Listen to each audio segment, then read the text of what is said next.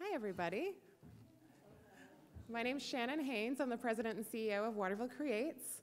I want to thank you all for joining us for this kickoff event for Space for Conversation, which is a new speaker series that we are co-presenting with the Colby College Museum of Art. So huge thanks to Colby for being our partners in this endeavor. In this time of really exciting change and investment here in downtown Waterville, we think it's more important than ever to engage the community in conversation about creative placemaking and the role that public art and good design can play in shaping a community's future. It's our hope that by bringing in dynamic presenters like Elizabeth to share their experience with us, that we can build community capacity for public art projects, establish a common understanding of best practices, and develop a shared language for community discussion. Our next event will be held on April 24th at Colby College and will feature visitors from Monument Lab, which is a public art and history project based in Philadelphia. You can find more information on that event and many other arts and culture events for that matter on our website at watervillecreates.org. So now it's my great pleasure to introduce tonight's special guest. Elizabeth Jabar is a feminist printmaker who explores a range of personal political issues in her work, including cultural identity, representation, equity, and maternal ethics. Her practice is located in the studio, the classroom, and the community, where she co-creates collaborative and participatory projects with students, colleagues, and community members. Elizabeth is chair of the printmaking program at Maine College of Art, where she also designed and launched MECA's distinctive social practice undergraduate curriculum, the Public Engagement Minor. She also serves in an administrative role as Assistant Dean and Director of Public Engagement. I was actually told that you have the longest title at MECA. Elizabeth also has strong ties to Waterville, having spent part of her childhood here, and has had work exhibited at Common Street Gallery and the Colby College Museum of Art, in addition to galleries and museums all over the world. We couldn't think of a better person to help us kick off this series, so please join me in welcoming Elizabeth.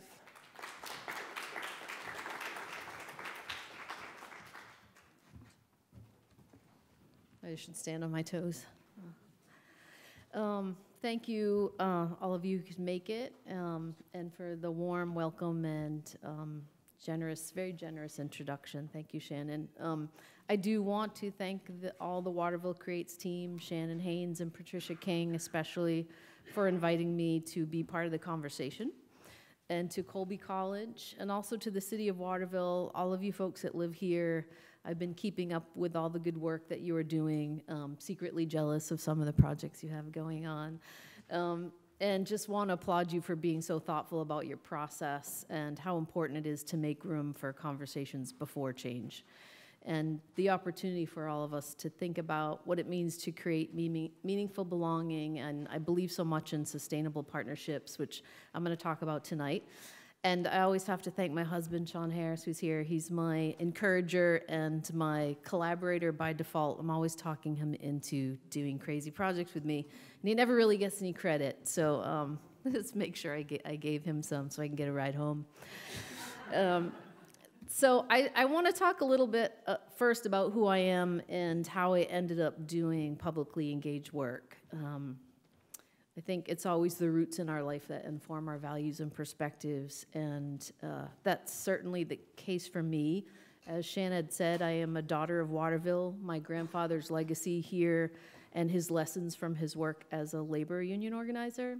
There's a strong legacy of public service in my extended family, and a huge, very strong grounding in the church and in faith and spirituality. So that idea of the congregation was a big influence on me.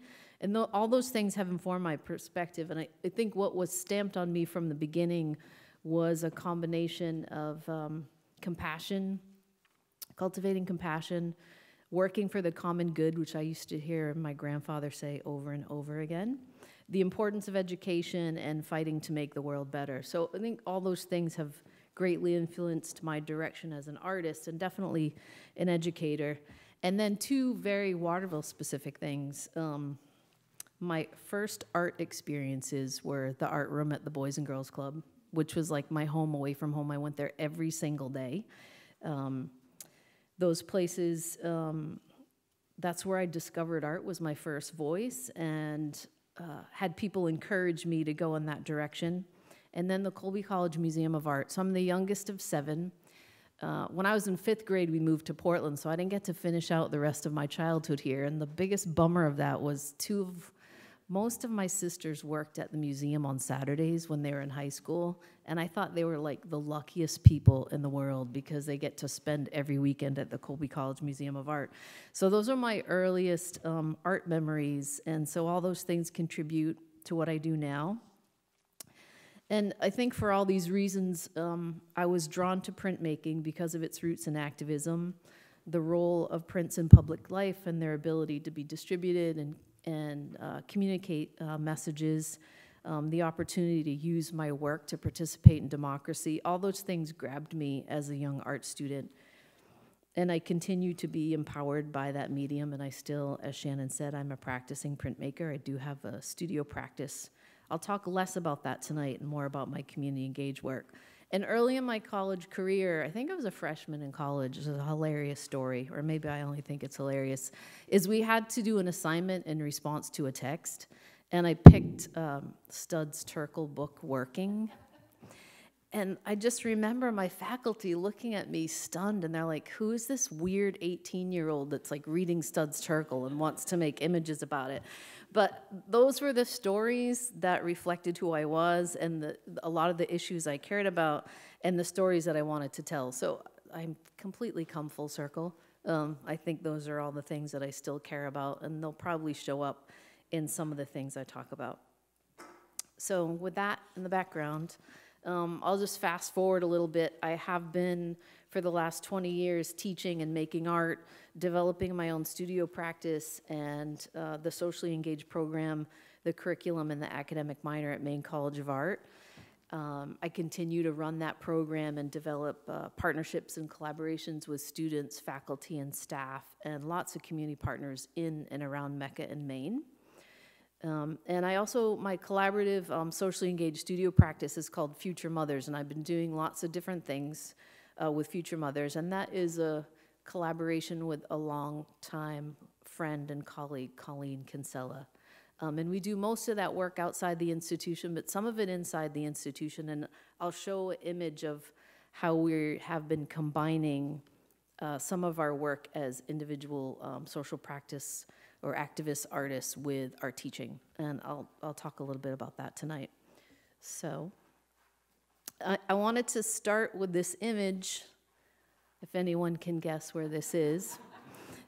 So bridges and bridge building is a persistent theme and a focus in my work as an artist and an educator. I think it's a useful metaphor for my talk and for thinking about how you begin any type of cultural planning for a city, for an institution, even for your classroom, and how you get citizens to connect and create. So I offer this hopefully as a useful meditation for tonight and to think about the work that you're all undertaking here. And the original origin of this image is I've had a long term, I think I've been in imagination and research mode for a public art project in Waterville for probably 10 years. But this image is based on a project that I'm imagining. I really want to honor and honor the labor of all the mill workers in Maine history because that's part of my family background. So there's a lot of rich stories percolating there for me. So if anyone wants to jump in on that or give me some advice, maybe I'll never get out of research mode and I'll just muse on it forever. But hopefully the bridge image is helpful for our conversation. So there's so many things. Let me go back one, it's so bright. There's a lot of things I could talk about tonight, but I really wanted to keep my words in alignment with the goals of the series and this idea of being able to generate conversation with you tonight, that I decided to focus in on a few key things. Things that I think are important at the beginning, definitions and values and community building, and then nested within those are topics that I take on around problem-based pedagogy, co-creation, collaboration, relationship building, and dialogue. And I just want to say I don't want to suggest that this is the only way to do this type of work or tell you how you might want to do your work here in your city, but I hope to provide you with a useful framework to think critically about how you design and undertake creative exchange. And this talk is informed partly by my current interview project I just started called Making Space for We. And in this project, I'm bringing artists, educators, and community partners together for conversations about how art making, co-creation, and dialogue can renew the space of civic participation and spark social action. The project is in response to the current social political climate, which I think most of us might agree is crying or even screaming out for a civic space where we can reach across boundaries and think about what it means to build bridges and to have some kind of collective future. I do think contemporary artists are working in the studio, in the classroom, in the community. Within these contexts, artists are building platforms for public engagement, dialogue, and social change. And essential to this work is building the long-term relationships and connecting art practice to the larger concerns in the world. I do also believe it's through creative action that it's possible to solve some of these pressing needs, and to accomplish this work, we do need artists everywhere. Recently, I was in conversation with a student about how art and artists can actually create an intervention, and she shared a really simple truth with me. It's important for the artist to present an idea for moving forward. It's not hard to make people feel bad, but it's very difficult to make people move. So adding art and artists into these complex challenges can open up unseen possibilities, because artists bring creative processes and new models of thinking into problem solving. The new models that artists bring can facilitate deep learning and shift perception through active participation, social experience, and experimentation. By working collaboratively, all of us, artists, citizens, policymakers, students, teachers, cultural leaders, community partners, and so on, I think we can forge the authentic relationships that are necessary for making this change. But the question is always where do we begin? And how do we undertake the work? How do we define the work we want to undertake, and how do we identify outcomes, design methods, create opportunities to participate, and to make sure that our processes are inclusive and equitable? So my best advice is to start at the beginning, and creating a shared language and definitions is an important place to start. Creating shared knowledge brings clarity of understanding to our work, dispels assumptions, and presents us with a range of approaches for undertaking collaborative endeavors. Additionally, I think artists are always inventing new forms. The language is always changing. I do think socially engaged work on lots of levels is still at a very early stage, and the world is constantly changing, and this work will continue to evolve. So when I'm designing an initiative or a project with community partners, we are making a decision about how we want to work together and identifying some shared outcomes.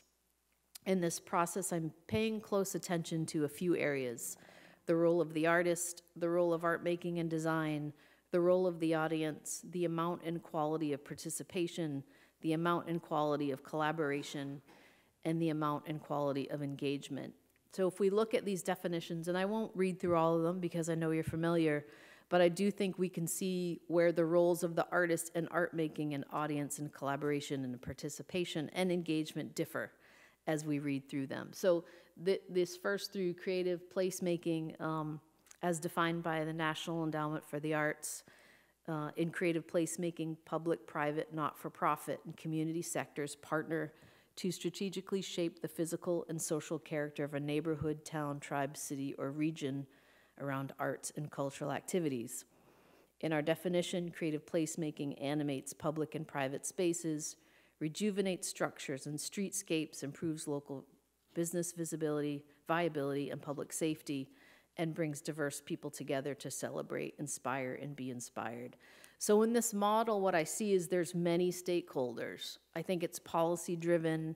It's looking at economic and cultural impact. Some of the questions I might ask if I embarked on such a thing was, who gets to contribute to this vision? How will citizens participate? Who gets to determine the vision? And what does animate, rejuvenate, and improve actually mean to my community? And who has ultimate authority in this process? In terms of community-based art, I think what the model, in this model, that there's a professional artist that leads. the audience is contributing to a pre-existing idea, I might qualify that as passive participation, not direct participation, and the value is placed on the community experience realized through the art-making activity. Public art, I think in this model that there's a high value placed on created artwork. It's often commissioned or juried. It happens through requests for proposals, and there are often very specific goals and outcomes that an artist must qualify for or meet in order to take part. Also, I think there can be passive participation on behalf of the audience, but the role of the public and the citizen and how these things get determined can vary. I've seen that vary from city to state across the country. And then this term, new genre public art, which I don't see around that much anymore, but is often credited to be a precursor to defining what social practice is. The term new genre public art refers to public art, often activist in nature, created outside institutional structures in order to engage directly with an audience. And this term was coined by American artist, writer, and educator Suzanne Lacy in 1991 to define a type of American public art that was not a sculpture situated in a park or a square. She did define this as often being activist in nature, and like I said, created outside institutional structures where artists are brought into direct engagement. So in this model, I think the value, there's a high value placed on high audience engagement and participation. It's often collaborative by design and highly informed by the community in which it takes place, and not often guided by the mission or goals of an institution. And community plays a big leadership role usually in this model, and art making activity is usually involved throughout the experience of the project.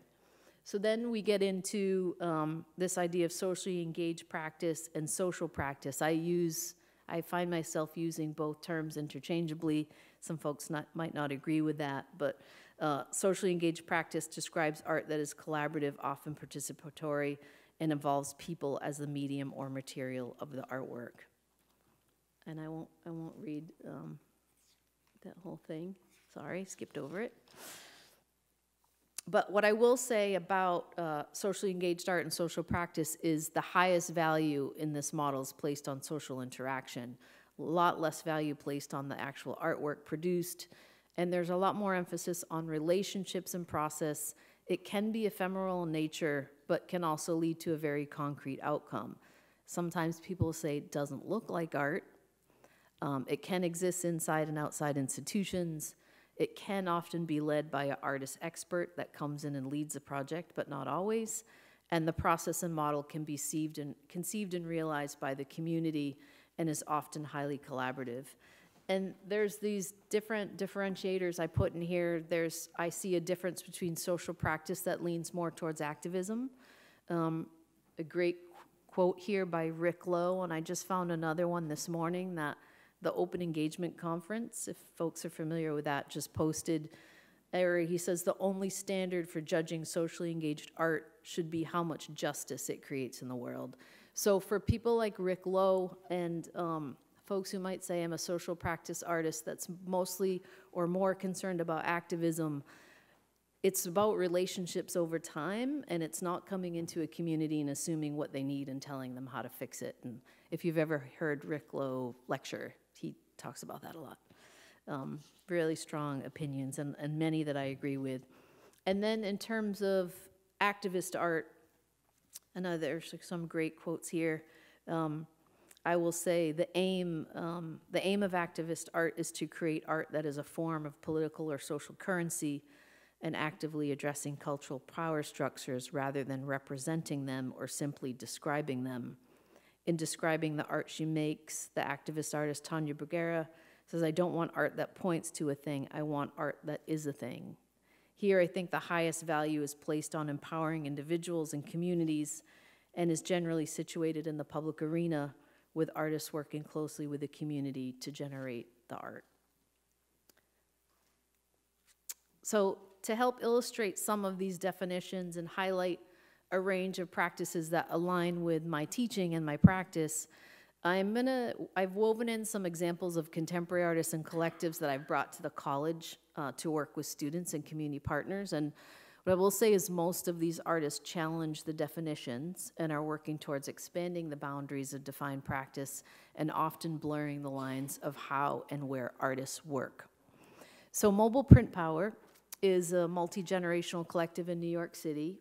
They're comprised of artists of all ages, some of the artists that came somewhere like 10-year-olds to 70-year-olds. Many undocumented young artists and families from all over the world make up Mobile Print Power. They first started as a printmaking and political education workshop at Immigrant Movement International and Corona, Queens. And for those of you who might know, Immigrant Movement International was a project launched by artist Tania Bruguera with Creative Time and the Queens Museum. And it was imagined as a long-term project that engaged the local and international communities. And they also worked with social service organizations and elected officials and artists who were focused on immigration reform. And this took the form of community public workshops, events, actions, and partnerships. And a big focus, or the main questions that they were getting at, is who is defined as an immigrant, and the larger question of what it means to be a citizen of the world. So many of the artists in Mobile Print Power live in the Queens community. They live in Corona, Queens, and their work aligns strongly with the original values and mission of IMI, and they're continuing to explore many of the same questions in their work. So this is one of their graphics. The other thing they do, there's a lot of free downloadable graphics, so a big part of their work is sort of this open access to art and information. They use participatory design in public space, and this includes portable silkscreen printmaking carts as a device to engage communities and explore social and cultural questions and situations. And their public actions often take the form of prints, which we see here, books, and public sculptures. And to describe some of this work a little bit, because a lot of them are Spanish speakers and that's the community that they're speaking to, you'll see a lot of their work that they produce is in English and in Spanish, and they've also in some different languages as well.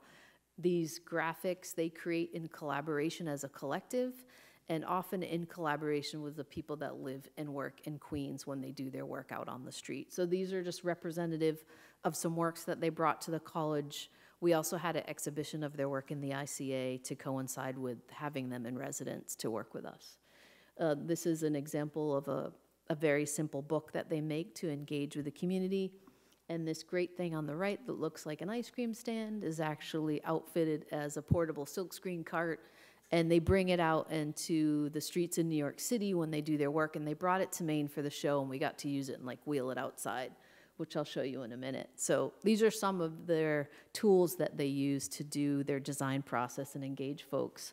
They're often focused and centered on questions that are specific to communities that also are engaging with larger questions in the world.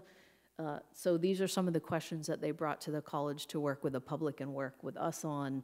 Of course, what is the role of the artist in society was a great one to dig in with my public engagement students, and how do we create spaces for uncomfortable conversations. So there's a whole wall of these that they use to engage folks with. The other thing that they're now doing, they were commissioned by the city of New York to take some of their work that they've been doing in Queens and have it fabricated into these public art pieces that are in Corona Park. If you've been to Corona Park or the Queens Museum, they're throughout the museum and they illuminate. So now they're also sort of making this entree into taking their work into public art commissions that speak to the neighborhood where they live and work.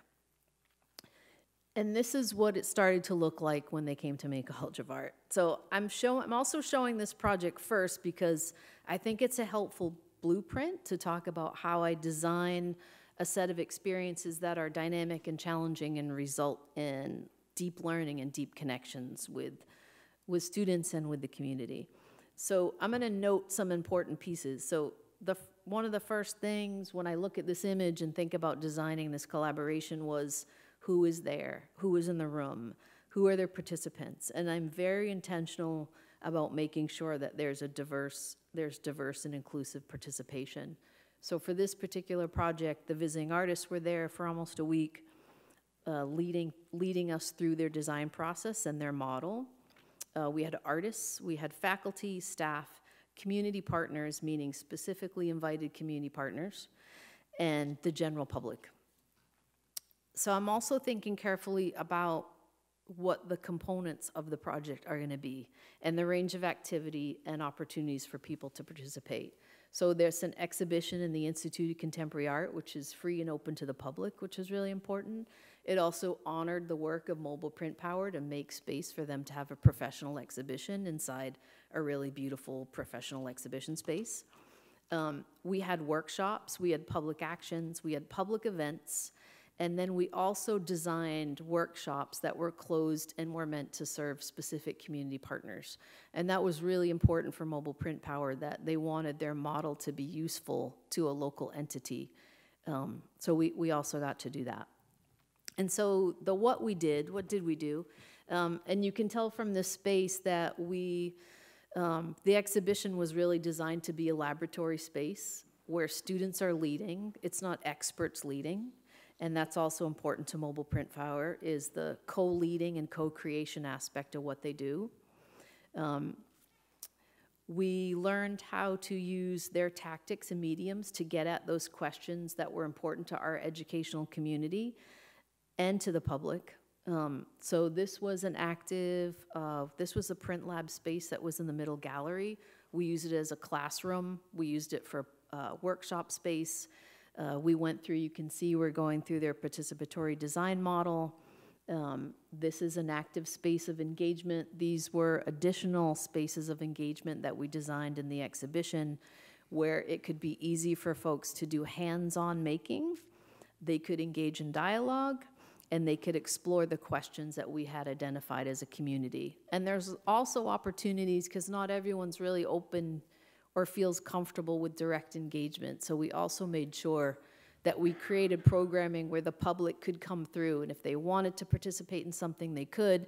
If they felt uncomfortable and didn't want to, that was okay too. We could make sure that there was other ways for them to participate or just passively participate. And I will say, this was 1 month after Trump's inauguration.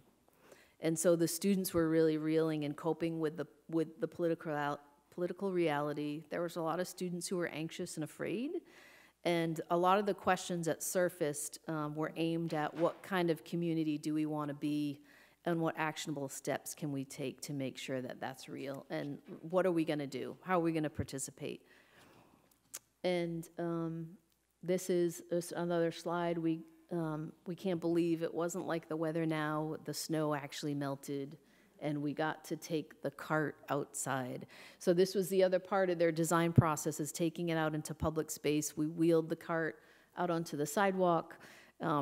This over here with the books, part of Mobile Print Power's model is to create these giant books and identify community questions that you really want to get at and take them outside on the street. So here students are taking the lead, identifying questions, and just stopping anyone on the street who may want to participate and getting some response, either in writing, or they could draw an image, or they could dictate to you and you could record it. And we were, like I said, printing out on the sidewalk. And so the collaboration with Mobile Print Power did provide an important space at the right time for individuals to come together and express their fears, and also to find hope and power through creative expression with other people. The project also provided momentum for a wave of student activity, specifically in the desire for shared space for individuals to come together across difference.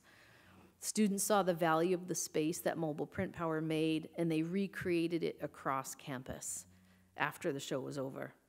It was encouraging to see students adopt this practice and weave it into student campus culture, and they took it even further, really smart students, by aligning doing this work with the college's diversity statement. So they really wanted to continue holding that space, or making that space for conversation and connection, and they also said, you know, how are we going to live out our commitment to diversity? Like, here's a way we can hook it into what we want to be doing as an institution. So this is a project started by students called Gathering Connections. So they formed their own questions that were important to them. They continued to hold space. You can see by the images they created some physical spaces across campus. It popped up 4 different times in different parts of the building, and created moments for students to come together and to continue having these conversations. I think the images from these, the 2 big pieces, 2 big prompts that they had, because some of them were feeling not so hopeful, was where do you find your hope? And this other piece related to our conversations around immigration was this question around displacement. So they kept that going for quite a while. It was really inspiring. And these are just some additional images. And this is where my Future Mothers work starts to merge with some of my teaching, where I was also participating with Mobile Print Power as an artist. And we gave our space over, basically gave our project over to our students at a certain point and let them take it over. So this idea of expanding collaboration was important to us, and including as many voices as possible. So that was just another dimension of this project, was to, as an artist and not just as an educator, is to bring my students into my work. And these images are like a commingling of graphics that they created and graphics that I created with my collaborator, Colleen. I would say if we work from these definitions in the example of the collaboration with Mobile Print Power, I'll describe my particular practice and pedagogy as a hybrid of all the definitions that I mentioned. I think I'm a socially engaged citizen, artist, activist. Or I use this term citizen, artist, designer. I use it when I talk about public engagement at Mecca. I use it when I talk about my own role. And I think one of the reasons I use that term is I think we're at all times all 3 things and don't see how we could possibly separate ourselves. So the citizen, artist, designer is an active role that an individual chooses to embody and live. The citizen, artist, designer considers how they work and where they work. They're informed by clear values. They're committed to critical reflection, dialogue, collaboration, relationship building, and problem-based and outcome-based methods. I think the practice and tactics employed by citizen, artist, designer can include any of the ones I previously mentioned. The citizen, artist, designer can make public art, activist art, socially engaged art, but I think there's always an extra emphasis that's placed on social interaction, social action, social movement, and social change that happens over time. The work of the citizen, artist, designer often deals with complex, multi-layered issues that are deeply rooted in our shared history and not easily tackled in a short-term artist project, but require, as one definition suggests, artists who work within this field will often spend significant amounts of time integrating into the specific community. I would add that the citizen, artist, designer also wishes to heal, to amplify, celebrate, support, serve, and work towards a common goal, and to raise awareness, encourage dialogue, and maybe even to improve their physical or psychological conditions. And these are 2 images from Arts and Literacy project that I've done with my husband, Sean, and students at the King Middle School.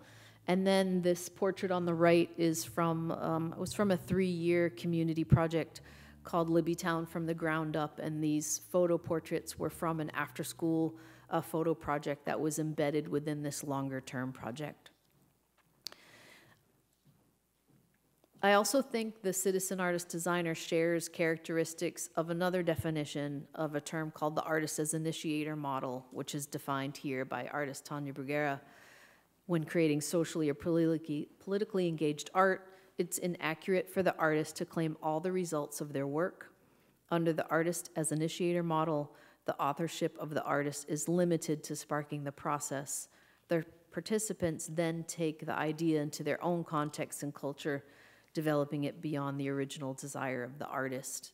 This practice understands art as a temporary state of things and one that seeps into people's lives and cultures. The citizen, artist, designer is impact-driven, employs artistic innovation and making to create social or civic impact.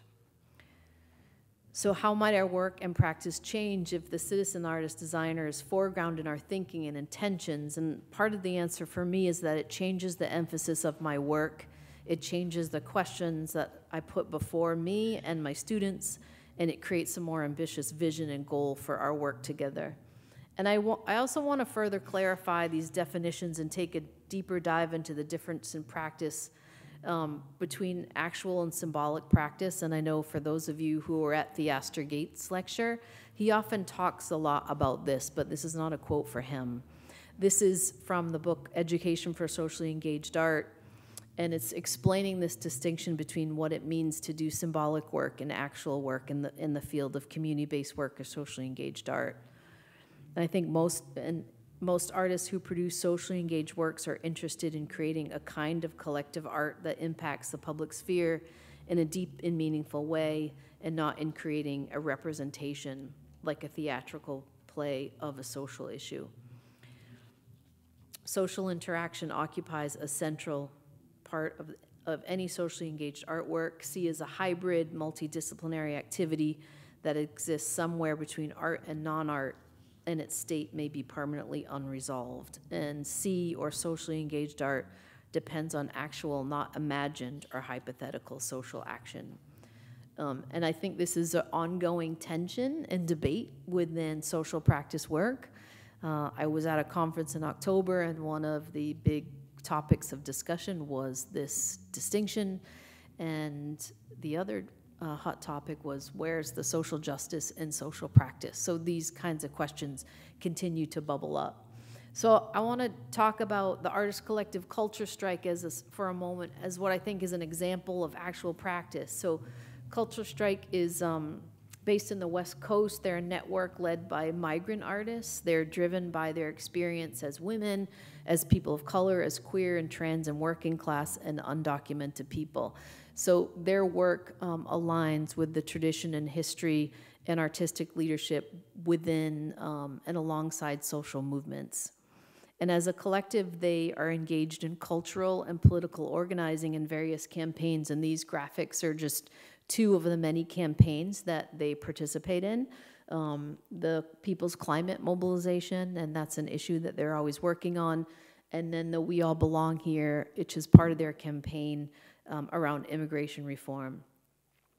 So through these campaigns, they are working directly with policymakers and activists with a really big emphasis on education and advocacy, and shared strategy in communities is really central to what they do. They don't want to work in silos. They're really interested in working on shared strategy that identifies topics in their community. They're also advancing opportunities and visibility and narratives of marginalized artists. They have a very active artist network. They develop cultural strategy. They have literary projects they produce, and they also organize many cultural projects and events. And Fabiana Rodriguez is one of the core artists of Culture Strike, who's very well known and very active and very vocal, powerful artist. And for her, for Culture Strike, she says artists are a powerful role in inciting conversations, inventing new ways of thinking, and redefining the limits of what's possible. That's why we believe cultural work is key to creating systemic change. What makes our work unique is that we intentionally bring together various strands of cultural and political organizing in order to build a shared strategy with creativity at the center. I think Pablo Helguera might agree with me that Culture Strike, it aligns with his definition of actual practice, because it is a type of social action geared to communication and understanding between individuals that can have a lasting effect on the spheres of politics and cultural development.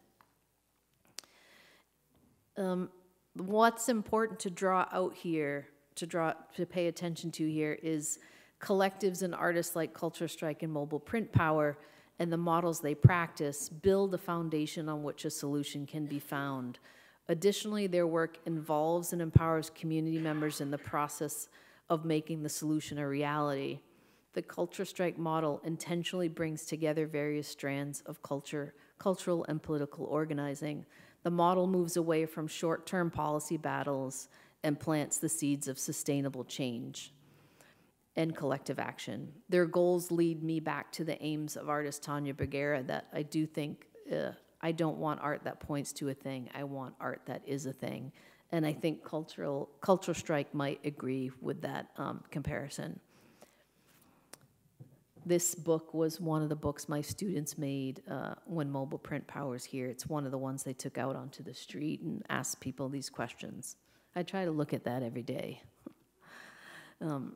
So I think a critical and early step for communities to successfully undertake cultural development and creative exchange is to examine and test those models and make sure that they build a foundation which a solution can be found. Start with models that champion platform over short-term projects. Set your sights on long-term impact that extends beyond the life of the project and sustains collaboration. Art as social action and social movement happens over time. And when testing your model, I would ask some of these questions. Will this structure allow us to work together to develop a shared vision for the future? Will this structure allow us to identify a common purpose or problem and work towards joint decisions? How much time will be spent with people? What roles are people invited into? Who benefits? Who is celebrated? And are we still invested in those relationships after the project is complete? And a couple words of caution from my community partners, lessons learned. They said, please don't turn the community into your laboratory, and don't mask real problems with warm and fuzzy interactions. So I heed my community partners' words, take a lot of notes. If you take the time to establish a sound model that puts platform over project, I've seen some significant paradigm shifts occur. First, the power of art as a movement in and of itself. Invest in the power of art as a movement in and of itself. For us, this rich legacy proves that art doesn't just make politics, or I'd say, or any kind of policy work, look prettier. With the right resources, art allows us to explore the root causes of problems and experiment with creative solutions without policy or baggage. We believe in the creative leadership of artists as agents of social change and creatives who think differently than advocates.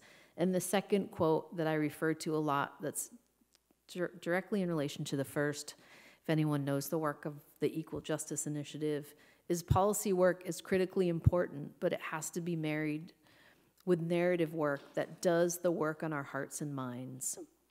In her book, New Creative Community, Arlene Goldbard identifies a disconnect in our existing social political culture and says how we feel, connect, spend our time, how we come to know each other has become background scenery.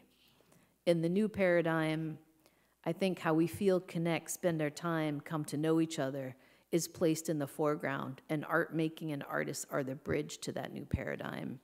If the health of our civil society is failing, we need more than policy work to repair the damage. We need artists and art making to create this narrative work that impacts our hearts and minds. So if we're gonna think about to continue building this bridge with a healthy platform for solutions, I spend a lot of time with my students and community partners on value-based work. If the citizen artist, designer, and socially engaged art is an art form which involves people and communities in debate, collaboration, or social interaction, who will spend significant time integrating into a specific community which they wish to work, then I'd argue to build that bridge, we need a set of guiding principles or values before we enter into an agreement to work together. Our values inform our intentions and our actions. I would ask, what are the core principles and values that guide your work? And often a good question to ask with your collaborators and community partners is, what are the values that can't be transgressed? And these are some of the values I'm currently working with, and I'm not gonna read them, but I think it's a good list. It changes all the time when I do this work with my students or with new collaborators, but I think it's a really important part of entering into this agreement. So how do we build community? Or maybe the better question is, how do we animate our connections to each other? Can we discover common ground, even enlarge the ground we stand on, and our own sense of human responsibility? And how might the citizen and the citizen artist partner to renew the space of civic participation? And it's just like editorial comment here about this second question that I have is, I have often experienced some resistance in collaborating and resource sharing. I think it oftentimes can come from a scarcity mentality, that there's a worry that there's not enough resources, not enough grant money, not a large enough audience for the work, or worrying about who's going to get credit for it. And it's fueled often by a culture of competition over cooperation. And in my experience, we don't give up anything when we come together to collaborate. And collective impact is much more powerful and empowering way of working in the world. But making and building space for we is not about the thing we make. It's not the sculpture we might make for the park or the banners that we might make and put up on Main Street, but the relationships, values, and community we build to get there, and our long-term commitment to investing and sustaining the work. This is the ground level work that you can't skip over. And to Rick Lowe's point earlier, takes years, takes a long time. The Laundromat Project, in terms of community building, is a great example. They're another community arts and culture organization in New York City. I got a big crush on the Laundromat Project. They work in multiple areas of socially engaged art and build community through artist development and arts education. And they work on multiple channels. So they have an artist in residency program. They have a few different physical community spaces based on the neighborhoods that they're in, including laundromats. They do public programming and policy work. And their theory of change model is a clear and effective example of community building in neighborhoods that empower citizens to not only take part, but to lead in the cultural development of their community by amplifying the creativity that already exists within communities, by using arts and culture to build community networks, solve problems, and enhance our sense of ownership in the places where we live, work, and grow. So if you're unfamiliar with them, they do pretty phenomenal work. I think in the summer they have a great thing called Field Day. So if you ever want to go visit, plan it around that time. And this is just an example of taking their work out onto the streets or creating these community spaces where the people are. One of the core pieces from the Laundromat Project and from my own socially engaged practice that contributes to community building is the co-creation model. Making space for we requires engineering opportunities for interaction and activating members of the public in roles beyond passive reception. For the Laundromat Project, this means building a core of artists inspired and equipped to work alongside everyday folks in creative endeavors right where they live, like this great radio and interview project they were doing. In my first collaborative work with Future Mothers, we had a very ambitious goal of constructing a large portable tent. And this was the first piece. This was in an exhibition called The World Over at the ICA in Portland. While the printmaker in me loved every minute of the year and a half of blood, sweat, and tears it took to make this, I came to the conclusion that the real work was the social interactions that took place inside the tent. The reward and success wasn't about the execution of an already existing idea that my collaborator Colleen and I had, but in making space for individuals to co-create community through hands-on participation and dialogue. The new and more ambitious goal that came out of the work was, how do we create the tent or the idea of the tent wherever we are? How do we make and hold space for we in all aspects of our lives? If there was one glaring and stunning realization from launching this project, is that the collective we is broken. People were really starving for personal connection. There is an urgent need for spaces for conversation and meaningful belonging, like you are beginning here. And I don't think it's overly dramatic to say that I think we're rebuilding the town square and imagining a new civic space, but we do need to make it. It just doesn't happen on its own. We have to create the right conditions for individuals to see the power of their own creative capacity to transform their lives, their relationships, and their surroundings. The co-creation model stirs up our creative capacity through the direct hands-on participation of art making. Arlene Goldbard argues that art illuminates nuance. Direct hands-on participation moves people more than anything else, enlarging their vision of possibility much more immediately. Participants' experience of their own creative imaginations and expressions is understood to be intrinsically empowering. And one thing that we learned from going from here to here is that we needed to take it outside. Like, it being inside the gallery was actually counterintuitive.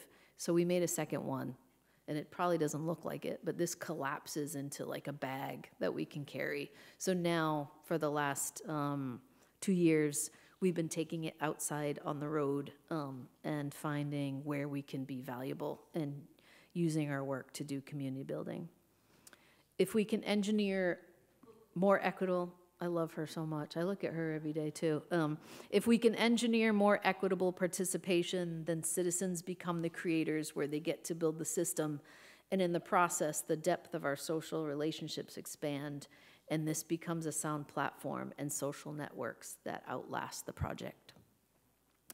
So the last two pieces that we need to build this strong working model and a better bridge is dialogue and reflection. And these are also two practices that I use a lot in my own work, but I think from Mobile Print Power to Culture Strike also uses quite often in their own work. Effective dialogue uncovers the challenges we are facing and the questions we should be asking. Dialogue is not just a method. It recognizes and celebrates the social and not only the individual. In dialogue, we come together to create knowledge and culture. In dialogue, we co-create new traditions. And in dialogue, we create a space for thinking and creating a shared understanding. In the article, The Power of Dialogue, author Scott London eloquently explains what makes dialogue different from conversation and why it's so needed. The noisy chatter reflects the fact that we don't really know how to engage one another in authentic conversations. We simply haven't learned the skills of listening closely to each other, of engaging in meaningful exchanges, and of finding shared sources of meaning. As we move into times of accelerating change and deepening uncertainty, we need to get smart about how to talk to one another. We need to be able to overcome differences, find common ground, build meaning and purpose, and set directions together. We need to be able to think together as groups, as teams, as committees, as communities, and as citizens. The way to do this is through dialogue. The word dialogue is often contrasted with monologue, as if it were a two-way rather than a one-way process. But that's misleading. Dialogue is a contraction from the Greek words for through and words. It suggests an activity aimed at eliciting meaning.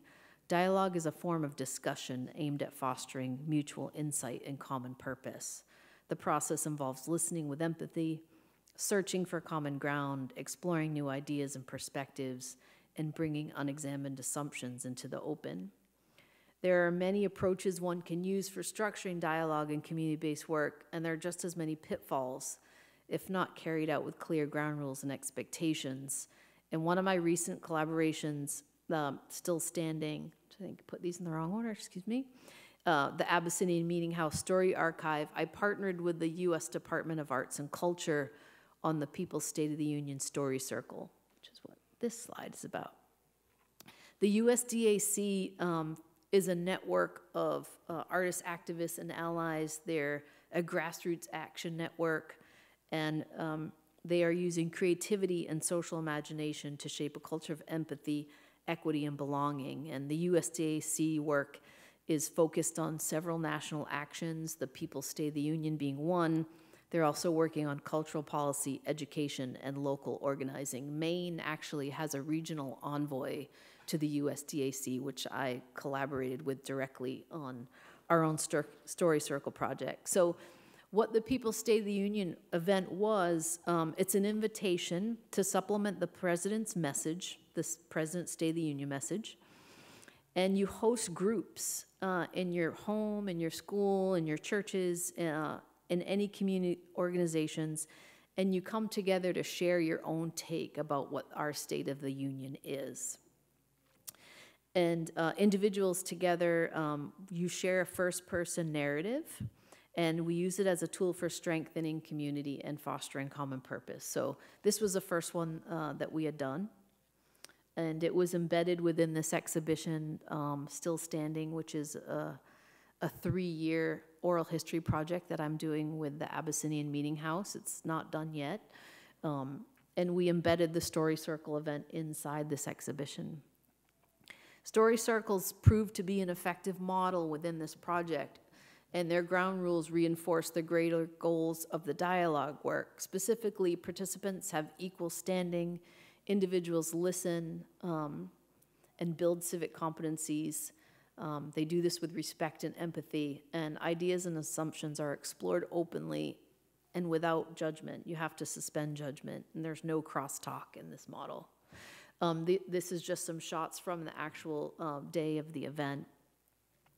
My experience in the Story Circle event and some other dialogue work has amplified where we are as a community and a nation, and how we have so much work to do to reckon with our current reality and our history and what's really at stake.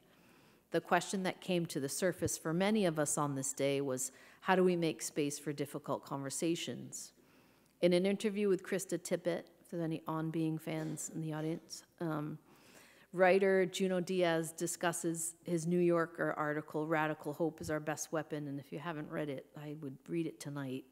And in the conversation with Krista Tippett, he outlines what he believes, he believes we are living in a time of profound social alienation, and the need for intimacy and community is completely overshadowed by the market. And in his words, we reward those who devour the most. But in the midst of the despair, Diaz points to radical hope as our best weapon.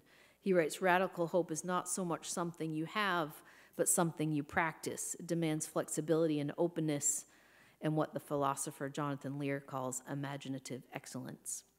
Diaz also offers another antidote. First and foremost, we need to feel.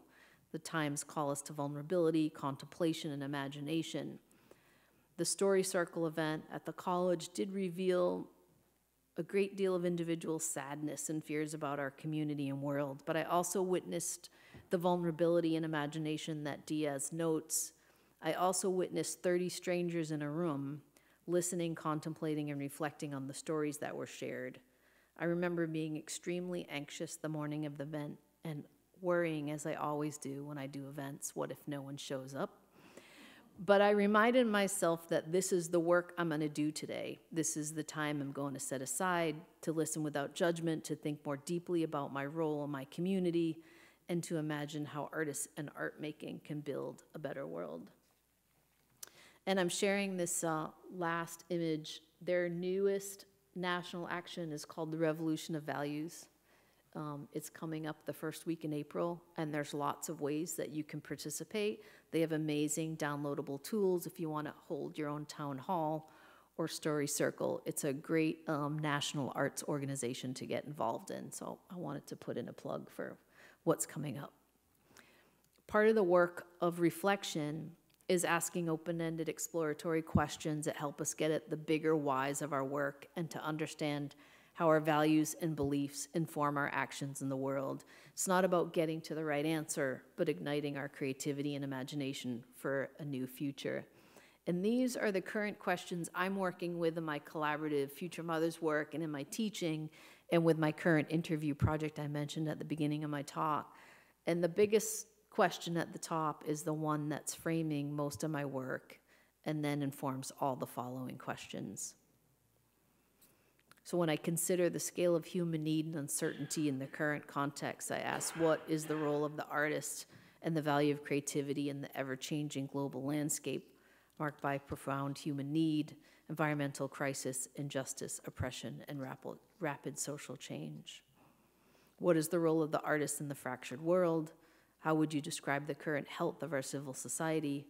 How can you imagine art making or co-creation entering that space and changing it? How can we make use of art to create dialogue, invite social participation, and build bridges across difference? How could we use art to have the difficult conversation with those who have values and beliefs so different than us? How are artists important to the future in the context of the present conditions we face? What do you think happens when people make things together? Do we connect differently through creativity than through other methods? How does art create an intervention? How can we animate our connections to each other? How do we live together while disagreeing? And how do we draw out the creativity in our community platforms? You have to answer all those questions before you leave tonight. I'll go back here. In closing, Moving from I to we paradigm prepares the ground for genuine collaboration and co-creation. Within this framework, we can see the power of collective action and awaken our creativity to solve real-world problems. Co-creation amplifies the social aspect of socially engaged art by making work with, by, and for others. The process is generative and facilitates opportunities for imaginative engagement and dialogue. Working collaboratively to address complex issues requires us to take our time to be deliberate and to be reflective. If people are the secret to successful cultural development and social change, then we must establish a process that values genuine collaboration, joint authorship, and meaningful belonging. When we are all at the table from the beginning, we share a common language and a dynamic relationship. Strong partnerships are similar to a thriving ecology. They require attention and care of the interrelationships within an environment, and ability to see the totality of relations guided by reciprocity and inclusivity. As caretakers of our community and world, we must bring this way of seeing and being into our lives. And I'm going to leave you with two final things. One's a quote and one's a request. So this quote is from an older text. I don't even think it's in print anymore. It's a book called The Citizen Artist. But I return to this quote often as a reminder of the work, what the work is that I do and why it's important. And I think it also captures the tensions and conflicts within this practice for myself as an artist and with other people. Ida Mancilis was an artist based in San Diego. She died too young. But she did amazing, she wasn't like a famous rock star artist, as I say, but she did amazing work in the community that she lived. Perhaps community artists are, by definition, artists whose questions, proddings, concepts, schematics, master plans, and working processes are the real artworks. The ability to integrate seemingly disparate points of view, to represent the community back to itself, to imagine solutions outside the usual, to forge alliances or act as bridges. These qualities of the community artists make it possible, a living, malleable artwork that will not fit easily into the gallery.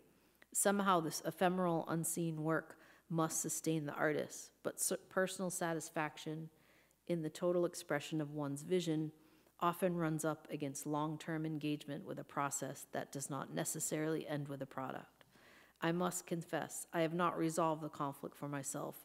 While I sometimes long for uninterrupted days working on my paintings or artist books or in the printmaking studio, I cannot ignore the neighborhood around me. I continue to lend my skills to my neighbors to advocate and educate. In return, I receive the fellowship and teachings of individuals of varying interests and backgrounds, united in their efforts to resuscitate a community they love. I suspect the work that binds us together will make us more than good neighbors, good citizens as well. So the last thing is a request, and everyone should have an index card and a pen on their seat or on a seat next to them. And if you're willing, I wanted you to answer briefly both of these questions. You can think about the work that you're undertaking here, the work that you might be undertaking somewhere else. And if you're willing, also to add your name and contact information, email contact is great. Like to return all the collected responses to you, and maybe we can participate further in the dialogue project or the interview project I started. So thank you everyone for listening to my talk, and please invite me back. I'd love to do some community building strategy with you and explore some partnership work. So thank you.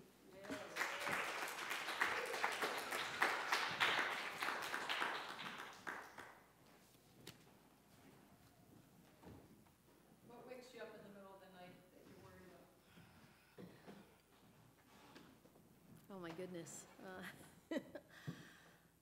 Oh man, so many things. I also have a 21-year-old daughter, and I try to imagine what the future looks like when you're 21. And I have these conversations with my students a lot. A lot of my students have also been very focused on work around climate change and the environment. And so that idea of like what the future looks like for them in the face of that is just one of the things we wrestle with a lot.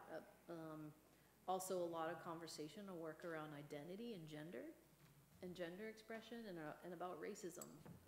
So these are all the things that keep me up at night, maybe in a good way, because these are the hard conversations that my students want to have. And I also always just worry about how art and art making gets sustained over time, and what the role of institutions might be with shrinking resources, and if we're living in a culture and a country that doesn't support art as it should. There's an amazing article that came out yesterday by, and I'm totally blanking on the woman's name, which is terrible, but she was just the last director of the Queen's Museum, and she was fired for being too political. But she just put out an amazing article yesterday called how art museums or art institutions need to think about being, and I'm paraphrasing really badly, need to read it fully tomorrow, could be more of a place of sanctuary. And so she was sharing a lot of the resistance of what she was trying to do as a museum director to respond to. Of course, it's in Queens, it's in Corona, Queens, where Mobile Print Power is, and if anyone's been to that community, it's mostly a lot of undocumented families, a lot of immigrants, and her task that she really wanted to do was asking the museum is how we're gonna respond, or how we're gonna support, how we're gonna educate, how we're gonna participate into these very pressing concerns that are happening right now. And she got a lot of pushback, and she got fired for being too political. So those are just some of my anxieties around what the role of art institutions might be. But doing this work is, I'll just be completely transparent and say, taking me away from the art world concerns a lot and more into community and cultural development, which I feel like now at this point in my career I'm more aligned with community and cultural development than I am the art world with a big A. Although I still make work and show it, but I feel myself just more continually at odds with that paradigm, because there's so many inequities in it, and more invested in community cultural development and just seeing the creativity and the imaginations of community members who usually don't have a seat at the table when it comes to defining what culture is. It's an inspiration and a worry. And I worry about how much energy I have to keep going out of the time, you know. Yeah, energy and time. I feel like there's just not enough time to do everything I want to do, but it's a good question.